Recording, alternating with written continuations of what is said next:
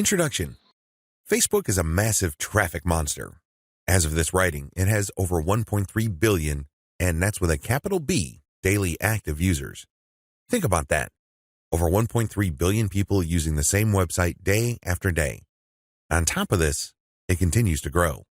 Also, when people are on Facebook, they pretty much stay there, and they view page after page of content. In fact, on a month-to-month basis, as of 2017, Facebook has slightly over 2 billion monthly active users. Of all Americans, 79% use Facebook at some level or another. If this wasn't impressive enough, the next platform that gets the highest percentage of American users is Instagram, which is owned by Facebook. Instagram clocks in at 32% of American usage. Among U.S. residents, 53% reportedly use Facebook several times a day.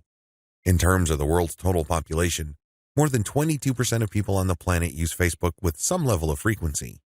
The point is, Facebook is a massive traffic monster. You really can't afford to miss out on Facebook and its marketing potential. If this wasn't impressive enough, wait, it gets even more mind-blowing.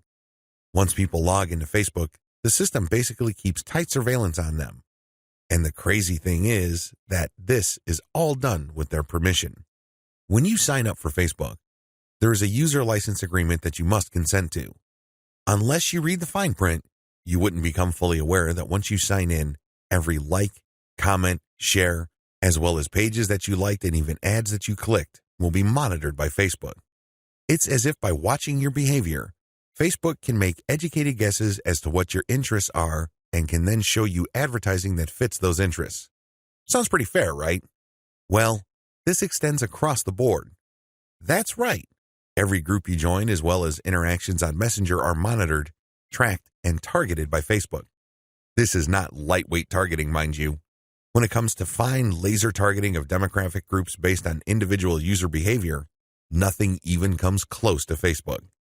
As awesome as these traffic statistics, advertising technologies, and promotion potential may be, I've got some bad news to report. Too many businesses still fail to fully leverage Facebook. This training teaches you the best ways to promote on Facebook. It also gives you step-by-step instructions so you can engage in Facebook marketing with a higher than average chance of success.